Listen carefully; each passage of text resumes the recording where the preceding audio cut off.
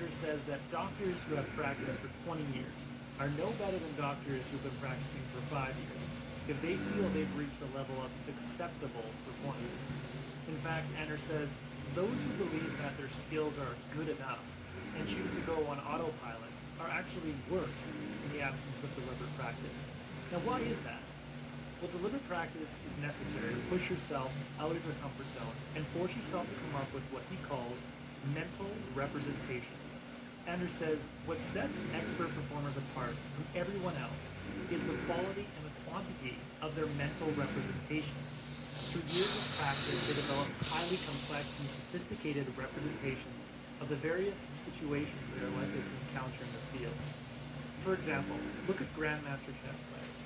They are all able to play entire games of chess blindfolded. In fact, the world champion between 1927 and 1935 could play 32 games of chess simultaneously while blindfolded. To do so, he had to hold the entire chessboard in his memory and move pieces around in his mind, trying various lines of play. Rock climbers are able to visualize and experience each movement that they're about to make before they attempt to climb up a rock face. Golfers are able to condense an entire string of complex movements that make up the golf swing and replicate and represent that swing with a single thought or feeling. Masters have achieved mastery because they've come up with effective mental representations that allow them to recreate entire experiences in their mind, accurately predict long sequences of events in their domain, and condense large amounts of information into seemingly simple mental representations. These mental representations take on the form of words, images, and feelings. Anders Ericsson says that, more than anything else, mental representations explain the difference in performance between novices and experts. So what exactly is this deliberate practice Anders talks of, and how does it force us to come up with these sophisticated mental representations of our craft? The best place to look is at a study that Anders did early in his 30-year career studying expert performers. Anders recruited an undergraduate student at Carnegie Mellon University named Steve Falloon to come into his office multiple times a week for 1 hour at a time to listen to a string of random digits and repeat them back to him using only his working memory, his short-term memory. Each session, Anders would give Steve a set of digits to recall. If he got that right, he would add a digit. If he got it wrong, he would take off 2 digits. So he'd go from 6 to 7 to 8. If he got 8 wrong, he'd go back to 6 to 7. So that way he was always operating on the boundary between what he could and couldn't do. After about 4 sessions, Steve got to the point where he could reliably recite 7 digits. And many studies have shown that the capacity of human short-term memory was about 7 units of information. Now at that point, Steve tried to improve beyond 7 digits. Session after session, he would run into a wall of frustration, being unable to recall more than 7 digits time after time. But because this was an experiment, he came back each week trying to improve. Then one day he came in, and he was on a roll. He got 8, then 9, then 10 digits in a row, and finally squeaked out 11 digits by the end of the session. This pattern of progress, hitting a perceived limit to his abilities, experiencing prolonged frustration, and then having a breakthrough, happened over and over again. It happened at 22 digits, 34 digits, and all the way up. After 200 sessions, Steve could recall 82 digits. 82. That's 75 more than was considered possible at the time.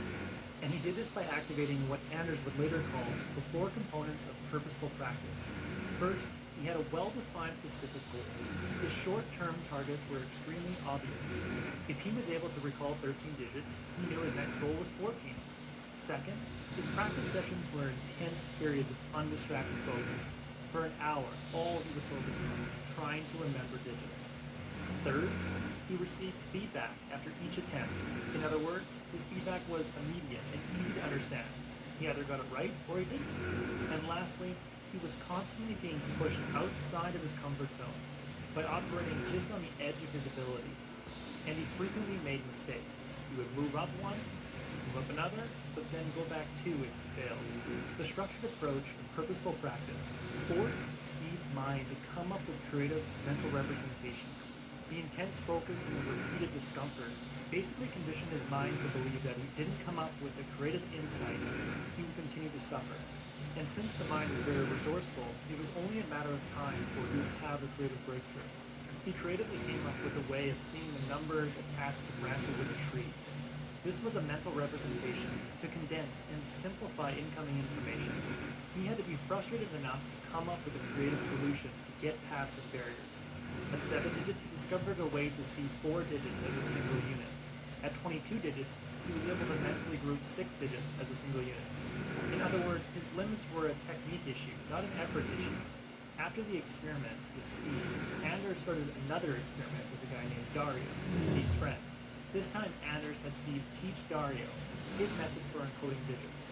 With this head start, Dario was able to improve much quicker than Steve had. He got to 20 digits in only a few sessions, all because he was able to adopt Steve's mental representations. But beyond that point, Dario didn't find Steve's technique that effective, so he had to come up with some of his own.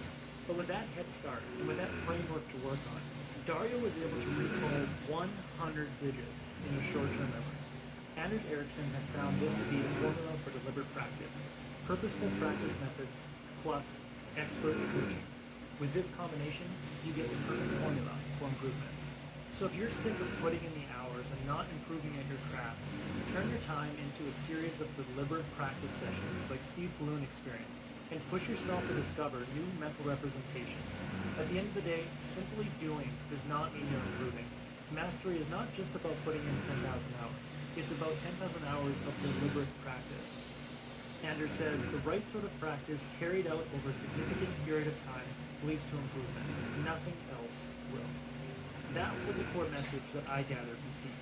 The book is written by the foremost expert on peak performance, and if you want to discover how far your abilities can go, I highly recommend picking up a copy of this book.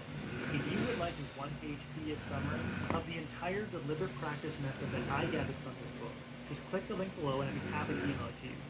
If you already subscribed to the free Productivity Game newsletter, this PDF is sitting in your inbox. Thanks for watching.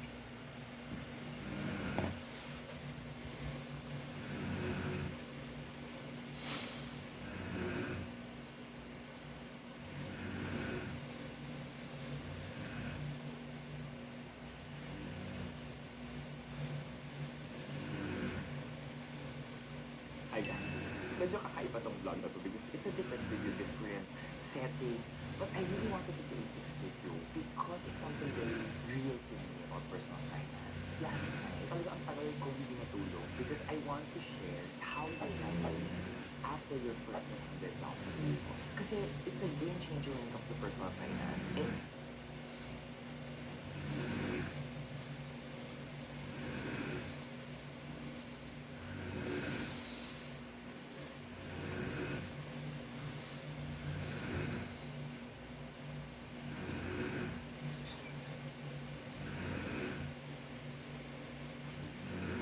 when I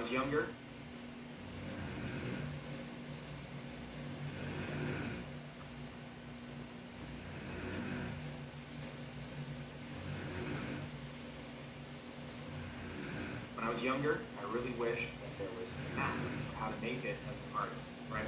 There's a map for how to be an engineer. There's a map for how to be an Amazon guy that makes things 0.01% more efficient. That's all fine. But how do you be an artist? How do you make a subsistence living? How do you make $1 off of being an artist? That's what I wanted. And I had to make a map myself, which was a very lonely, isolating, and painful experience. And to many extents, it still is trying to find what the next step is from the point that I'm at. But even getting to the point that I'm at, I couldn't find a map for it. I spent decades looking for a map, just a general guide. Like, what do you do? You know, I felt so lost, so lonely. I felt like no one could help me. There was no mentors, no one pushing me in the right direction. You know, I never had like, the drama teacher that hooked me up with, you know, a bunch of really cool opportunities. That just never happened. And it sucked. It sucked. It really was bad. So hopefully in this video, I can circumvent a little bit of that pain and frustration. I can never circumvent all of it, but hopefully I can circumvent a little bit of that for people who were in a similar situation where they just needed a general rough guide of what to do. And part of the reason a rough guide is important to have if you don't have one is because it gives you the permission to try something. And maybe this map won't work out for you. No math is perfect, but this is actually something that I think is sort of going to be very important for a small select group. Not everyone, I mean maybe like 5% of the people watching. The 5% of people who this is going to apply to, you're going to be like, wow, this was great. The other 95%, you're welcome to listen along and maybe just click because you're like, what's this guy going to talk about? Click, what's this little guy on my screen going to say today? And the answer is, I'm going to talk about a rough map for how to make it as an artist in the year of our Lord, current year. So I put a map in the background too. Isn't that fun? The information was so important that I was like, should I paywall this? And then I was like, why do I have to think like that? Why do I live in a world? I think it's probably going to be the most important video on the channel for that 5% of people this applies to. And there are a lot of things that I feel like we should address before I jump in, but I'm not going to address it. It's going to be here all day. Just committing to a map in the first place is really helpful because it helps you, at least you're moving in a direction when you commit to a map. If you can't commit to a map, you don't move in a direction, and that's a big problem. Because then it's just not going to happen for you. How is it? So final preamble, I'm going to deconstruct the title a little bit. Map, one way to do it, right? You're getting to a destination which is making $1 off your art, okay? Lots and lots of ways, lots of different paths. This is a map of one very specific path that you can follow that should maybe work, okay? I'm not guaranteeing anything, but it's better than nothing. That's all I can really, say. It's better than nothing. Make it. Make it means make money off of it. Yes, I know, okay? Don't even start.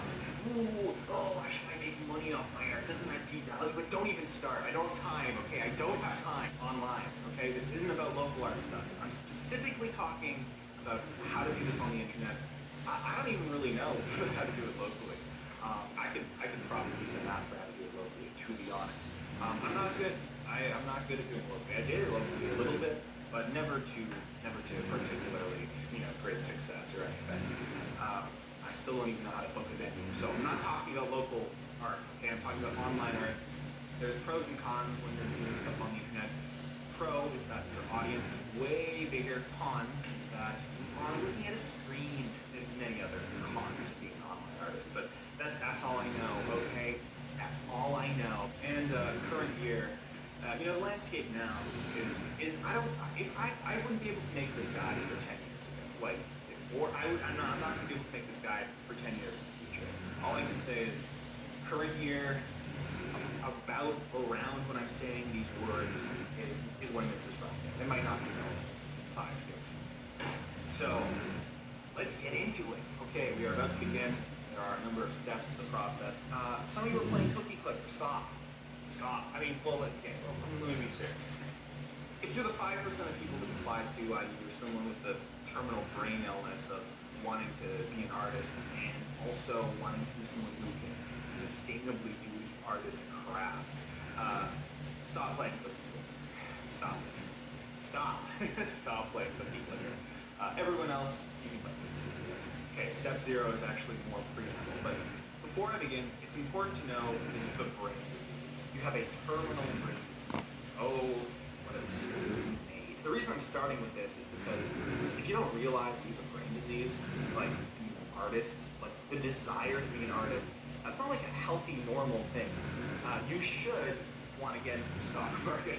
But if you don't realize that you are a sick person with a brain disease, you might start to think, oh, I'm doing this in kind of transcendental importance. God will reward me for it.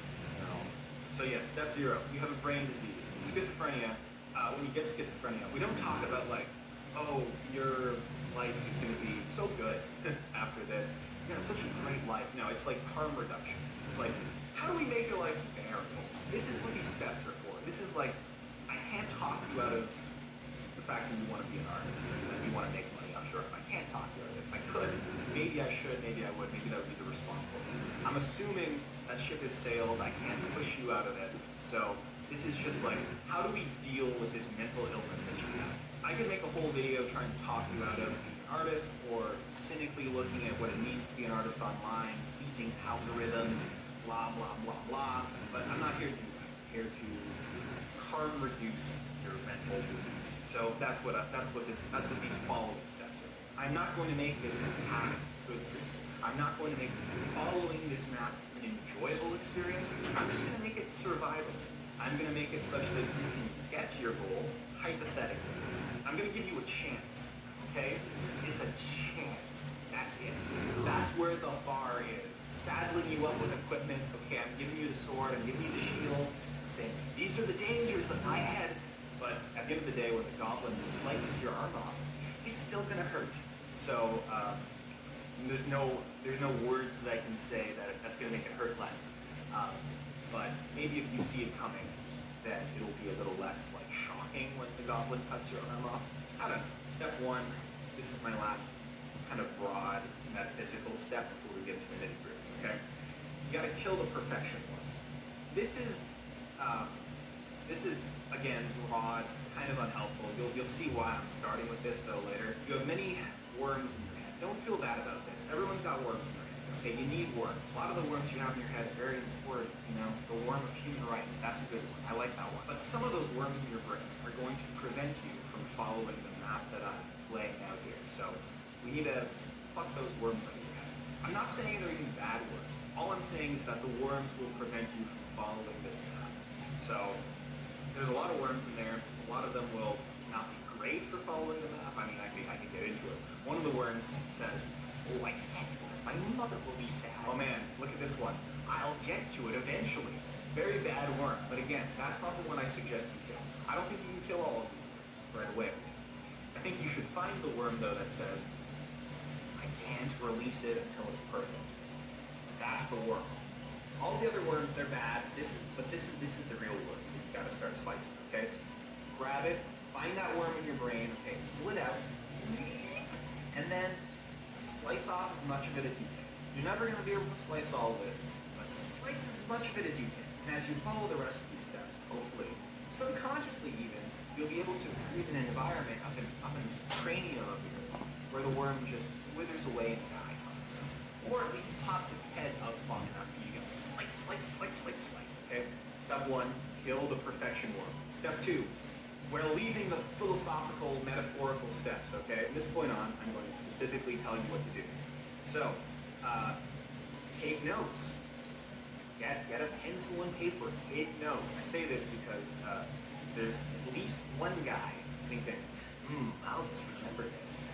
I'll just remember this. I'm not overemphasizing how important my specific map is. I'm just saying the idea of committing to a map at this stage is so important that taking notes signals to the rest of your brain and body and being that this is actually something that is important and not something that will just fall into the recesses, the abyss of your brain, and just get lost in one of those crevices. Okay, enough preamble. Step two, find your minimal viable product. Okay? I don't know what you want to be as an artist. I don't know exactly what, but if you're a painter, your minimal viable product is a teeny tiny easel that you paint something in. Okay? Essentially, it is the smallest possible creation that you can imagine making. That is your minimal viable product. So if you want to be a musician, you're not making a song. You're not making an album, okay? That's not your first project. You're making 5 to 10 second beat loop, all right? If you want to be a filmographer, you're not making a movie, okay? You're not making even a short film. You're not even making a YouTube video. You're making one scene. You're making one scene. If you want to be an author, you are not writing a 3-part trilogy, okay? You're not. You can't. You are writing a blog post. Yeah, that's right. Now some of you are bristling already. I can see it. You're thinking, you don't know me. You don't know me. I can write my trilogy. I'm going to write my book trilogy. Okay. Where can I read this book trilogy, huh? Your brain? God, there are so many words in that head of yours. So, just to be really clear, step two is figure out for yourself what a minimal viable product is, okay? Easy enough, right? That's just a mental gymnastics thing, okay? You don't even actually do anything. You just, write it down. It takes 15 seconds. One line. My minimal viable product is, my minimal viable product as a satirist, you know, that might be an example, or my minimal viable product as a spoken word artist, like that's for me. My minimal viable product as a painter is, what is it?